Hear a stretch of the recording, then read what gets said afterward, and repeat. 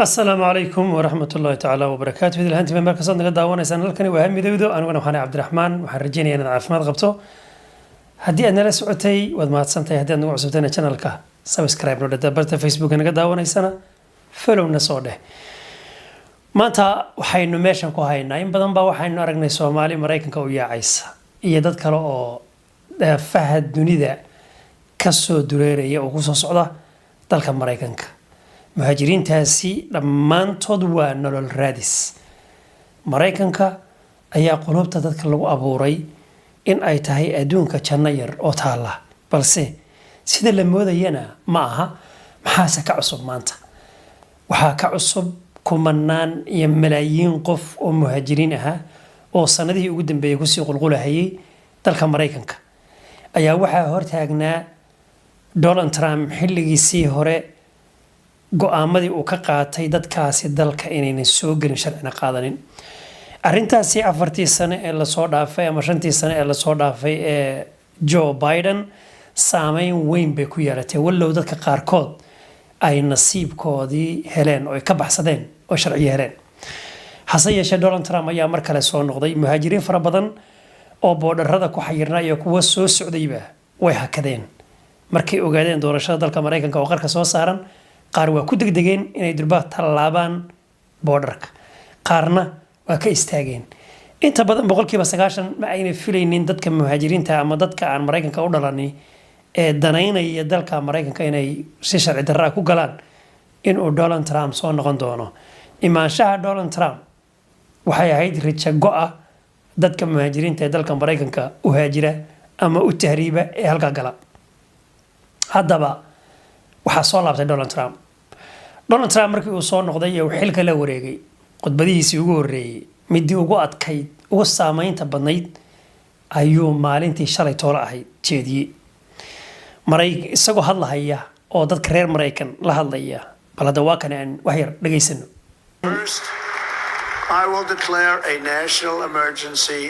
marka ugu horeysa waxaan cadaynayaa in aan ku soo rogi doono sharci koonfurta borderka koonfurta ee dalka waa Mexico waa borderka ugu weyn ee caalamka ay dadka tallaabaan muhaajiriin si sharci darro ah ay ku galaan Mareykanka iyagoo dunida daafaheeda ka yimaada ayay soo maraan dalka Mexico ka ayuuna ka hadlaya waxaana la yiraahdaa southern border all illegal entry dhammaan dadka sharci darrada ku soo galay waa la hayn doonaa waxaana la bilaabi doonaa sidii loogu celin lahaa meelihii ay ka yimaadeen isagoo ku tilmaamay dambiilayaal inay yihiin barnaamijka iyaga siyaasadeed ee noo yaalay xagga xadka boolisiga nooga yaalay Mexico ayaanu ku dhaqmi doonaa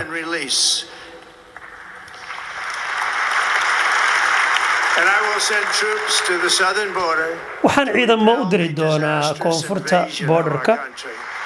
borderka koonfureed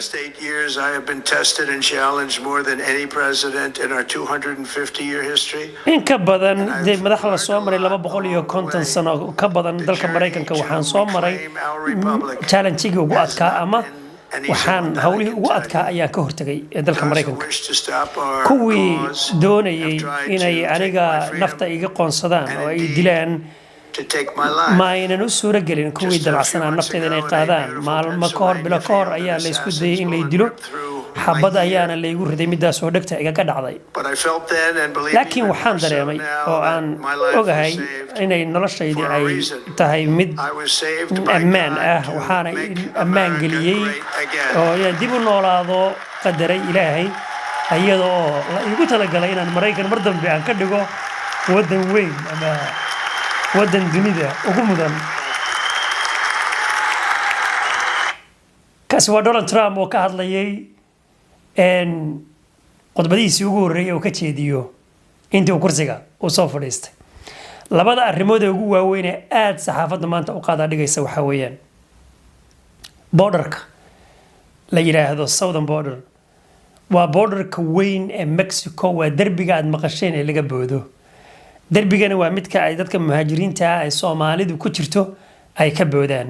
Soomaalidu number aad u yar bay ka tahay markii loo fiiriyo dadka muhaajiriinta ama tahriibayaasha ee dalka Mareykanka gala ee dunida dacaladeeda ka yimaada aad bay numberkoodu u yar yihiin maadaama dadkeenu guud ahaanba uu tir ahaanba u yar yahay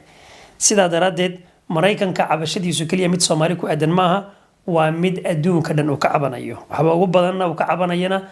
waa Amerikaanka iyaga ay dariska yihiin ee inta badan u diga rogta dhinaca dalka Mareykanka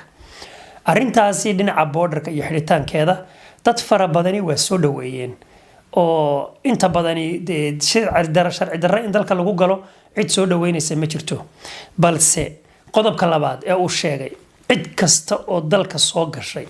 wuxuu ku tilmaamay inay yihiin dambiilayaal wuxuu ku tilmaamay inay dadkoodii laayeen wuxuu ku tilmaamay inay sharaftii Mareykanka ay ku ciyaareen wuxuu ku tilmaamay inay caruur iyo haweenna ay dileen wuxuu ku tilmaamay khudbad ka dheer oo ku sheegay inay AK-47 qaateen oo ay dadkii laayeen oo dadkii dileen wuxuu sheegay in ay qaateen fursadihii shaqooyin iyagu ay qaateen oo dadkii ay ka qaateen sida ay tahay dadkaas dambiilayaasha meeshii ay ka yimaadeen baan ku celinaynaa haddaba dood aad u weyn ayaa waxaa qabatay idaacadda maqal iyo muuqaalka ee CNN-ka doodan ayaa dad aqoon-yahana oo Amerikaan ah ayaa loo qabtay waa ku kala aragti duwan yihiin aad bay qaarkood u taageereen balse qaar ayaa waxay diidan yihiin in ayna suuragal ahayn cid walba oo dalka soo gashay in loo aqoonsado inay dambiilo tahay lagana hortago waxayna leeyihiin waxaa jira dad ayagu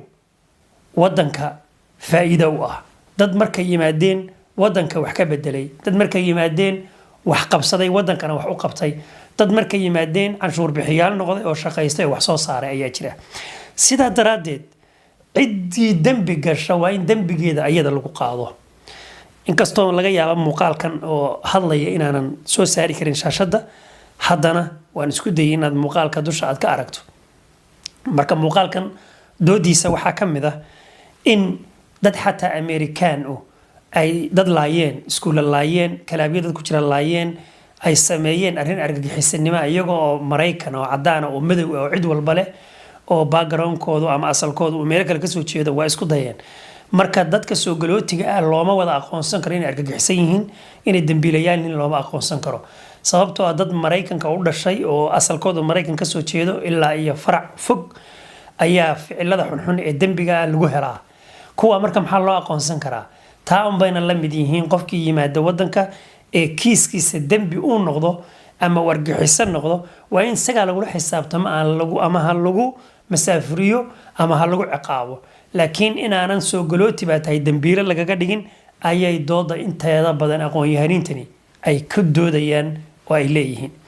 haddaba arrintaas ayaa ka cusub dalka Mareykanka waxayna saameyn ku leedahay Soomaali fara badan oo dalka Mareykanka kharash badan u gashay naftoodana biimeeyay oo wadada halista ah ee halaqa leh ee bahalka leh ee dadka daroogada ka ganacsada ee dalalka ka mamnuuca ah ee hubaysani ay joogaan ay dhex mareen sidaana ay Mareykan ku tageen kumanaan ka sii horeeyay baa sharci ku helay kumanaan baa maanta sharci darro ku ah oo jooga waxaanu Ilaahay uga baryaynaa in umuurahooda Rabbi uu sahlo oo dadkaasi dalka haduu khayr u yahay Ilaahay uu makaniyo dajiyo haduu khayr u hayna si nabadgeliyo amaana Ilaahay uu kaga soo saaro qodobkaas ayaan ku soo qaadanayay maanta muuqaalkan inta aynu muuqaalka xiga ku kulmi doono waa anigu Cabdiraxmaan iyo Hamidowdo oo dhan oo idin leh fi amaanillah